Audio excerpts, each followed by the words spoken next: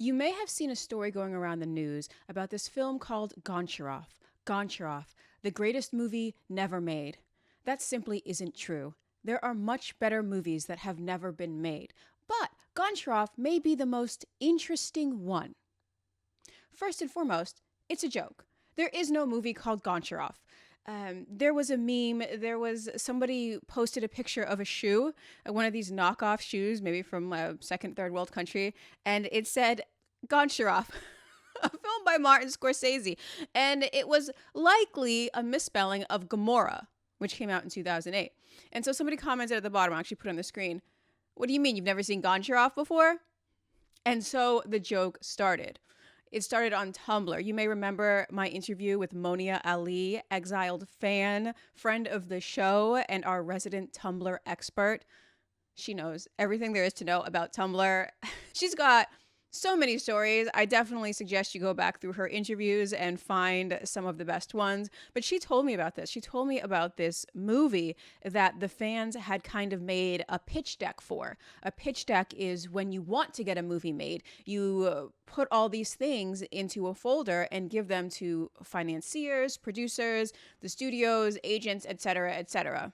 So, the fans on Tumblr, as sort of a crowdsourcing effort, made up this movie called Goncharov. It was made, supposedly, it was made by Martin Scorsese in 1973. It was not. He made the movie, I believe, Mean Streets that year. He did not make this film. Although, when asked about it, he implied that he had made the film because he is in on the joke. Anyway, very quickly, Goncharov. Goncharov is kind of like a joke that goes around the room. You ever had a good joke going and it's you and your friends and you all add something to it until you just can't stop laughing, and then you tire from laughing and then it's over. So that might be where we are with the Goncharov movie. Regardless, it's still a very good joke and it might be still going around some rooms. And they say it's not real. They say it's not a real movie, but so many people are participating in it. So many people have heard about it. So many people could tell you the plot. It has movie posters. It has trailers, multiple trailers. It has a soundtrack. In fact, it has a Google document where people have written out every single scene that happened in the movie and some deleted scenes as well.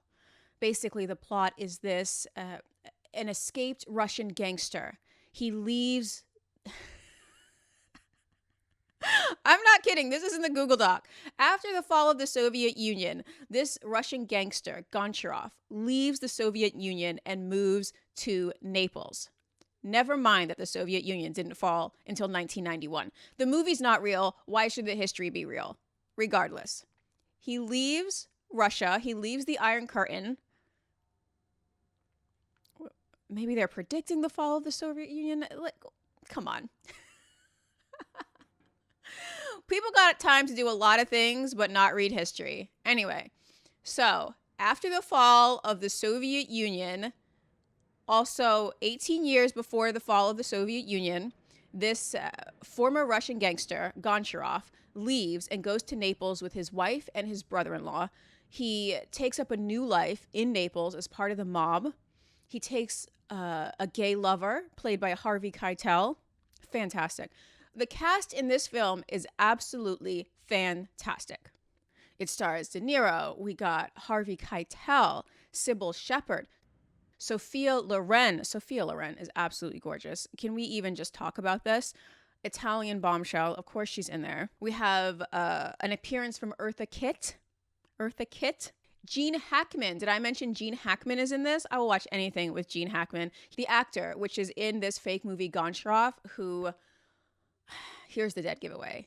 John Cazale. John Cazale is Fredo in The Godfather. He also played in... What is that movie he played in that we loved?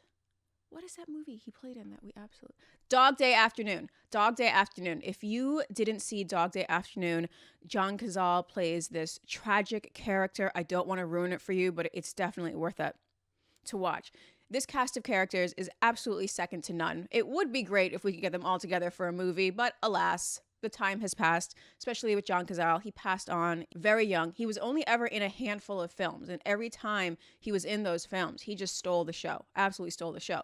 You would not recognize the name, but if I showed you a picture, you would recognize him. However, If I showed you a picture of him from The Godfather, you might not recognize him from Dog Day Afternoon or Deer Hunter.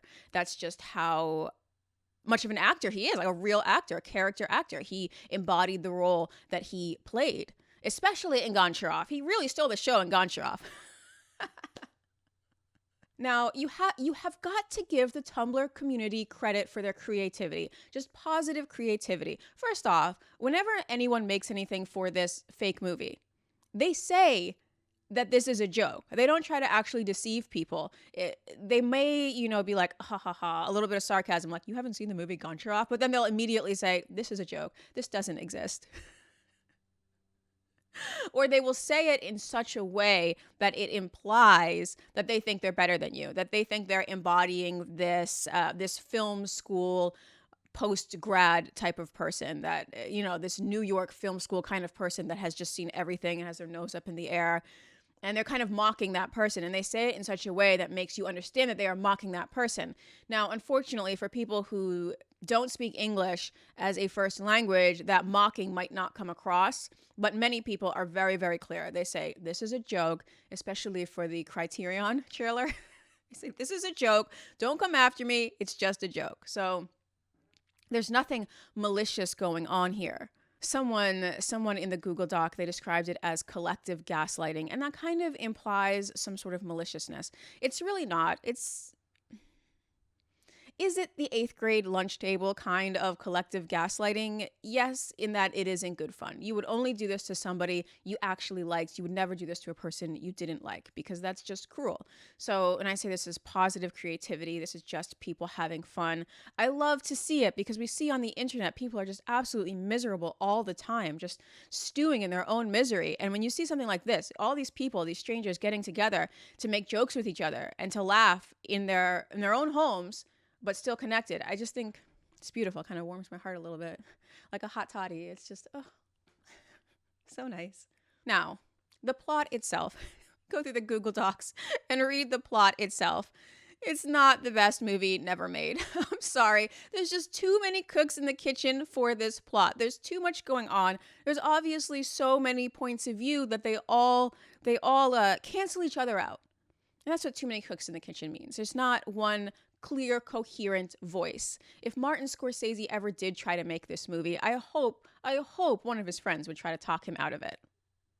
We see Scorsese in the early 70s. He kind of sticks in his comfort zone. He sticks to what he really knows. He's a documentary filmmaker, and he makes movies about the mob in New York City and sort of the seedy underbelly of society. That's my mailman. My mailman's nice. I like my mailman. But yeah, he makes movies about what he knows. So to think that he would go to Naples and make a movie about a Russian man, I mean, it begs disbelief. But if you're one of these people, the people that they are mocking, one of these people who has to have seen everything, these film nerds, these elitist film students, then you would say, oh, yes, I've seen it, but you haven't seen it because it doesn't exist, because it's outside of his wheelhouse at that time. We see all of these scenes, there's so many of them. They're all doing a lot of things. The character descriptions are super intense as well, but if you go through the scenes, it does seem like a screenwriting 101 writing exercise, where the last person adds a scene, and then the next person adds a scene, and then the next person adds a scene. And so that's why we don't get one clear, distinctive voice. It actually kind of seems like the AI is writing this. But it's not the AI. It's just crowdsourced amongst a lot of people. And that's kind of how the AI works too. It goes and it sources information from around the web and it puts it into whatever text it's about to tell you. So that's kind of interesting.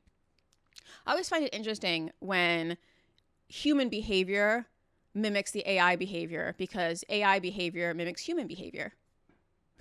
2023. Yes, we absolutely have plot holes. Things are not clear. And then when you get to the section of deleted scenes, of which there are 13 deleted scenes, which are integral to the plot, you see why the film wouldn't be clear. Why are all these scenes deleted? You can't delete scenes that are integral to the plot, certainly not 13 of them. So of course the movie would be a mess anyway. If it had gotten made, it would be an absolute mess. The producer's getting fired. If this were an actual movie, there would be a lot of screaming in post. The post house would just be livid. The studio would be completely livid. Like, this doesn't make any sense without this scene. Why have we deleted it? For time? It's fine. It's fine. It's not real. It's a joke. And a deleted scene where this happened. Fine. What you think of the budget? Half of the scenes have been deleted. We paid for half of these scenes, including a wedding scene in there. You paid for a full-on wedding scene and didn't put it in the movie. The financier is mad about this movie. I'm telling you, this fake movie that never happened. I want to see the behind the scenes, the making of Goncharov, if it really did exist. That would actually be a better movie than this movie itself, because we would see the studio mad. We would see the studio suits come in and start screaming at everybody for no reason. Why isn't this scene in the picture? Oh, this film, blah, blah, blah, blah, blah, blah. Anyway, that would be funny. I'm just saying. Now, I don't want to give this movie a bad review because the movie isn't real. Although what I could do is make up a scene on my own and then give it a bad review based on the scene that I've just made up on my own. I think that's within the rules. Oh, man. See, I'm laughing about it and I'm not even participating in it. My friend Monia told me about it and I was like, you're crazy. Then she sends me an article. I'm like, you know what? You are not crazy, but you're still a little crazy for knowing about this in such detail. Now, if we're going to have any takeaways from this story, it is this, that it is a good time. Everybody involved is just having fun. I kind of feel a little bit bad that their joke blew up to such an extent. It blew up to the extent that even Martin Scorsese knows about it. So it's kind of not an inside joke anymore, but hey, let us all have a little bit of fun. Let us all get in on this. Come on, don't be greedy with your fun. Now, I have a suggestion. You know that I make the best suggestions on YouTube. So here it is. Tumblr people who made the pitch deck for this non-existent movie, Goncharov. If the crew from Always Sunny can film a fake lethal weapon, why can't you film this? Think about it. You don't even have to be in the same location. You get those pop-up green screens, put them behind you, and you all be a character. We edit it together. We put it together in post for establishing shots. Establishing shots is when you have a wide shot that shows the entire scene and all the characters within the scene. We can do that with Photoshop. We'll do that with Photoshop. We'll do that with AI. It's fine. So establishing shot, Photoshop, AI. As far as everything else, we're going to do close-ups. We're going to do mid. We can do over the shoulder. You just get a dummy and you film kind of over the shoulder to you. Y'all can do this. Believe in yourself. Don't let this joke die just because it got out. No. Take it to the next level, okay? Always Sunny this. Make the movie on your own. Now, based on the Google Doc, based on everything I've read, based on the fact that you probably haven't had acting lessons, I'm going to tell you this movie is going to be terrible. It's going to be terrible, and I really think Martin Scorsese should stay far, far, far away from it. However, it will be entertaining. It will be entertaining. So is it terrible if it's entertaining? The Room, I'd like to remind you of that great cinematic failure, The Room. Made everybody a lot of money, okay? Made everybody money. Everybody had a good time. Look, I'm just saying don't let the joke die. I'm saying etch it into reality. I am saying take it there to the next step. Entertain the people, okay? Entertain the people. You don't even have to have a lot of you. We have the cast of characters. You just need about 10 very willing individuals plus their friend with an iPhone. It can be done on an iPhone. Okay, we can do this. It's the modern age. Make this movie. Make this movie, Tumblr people. I am begging you.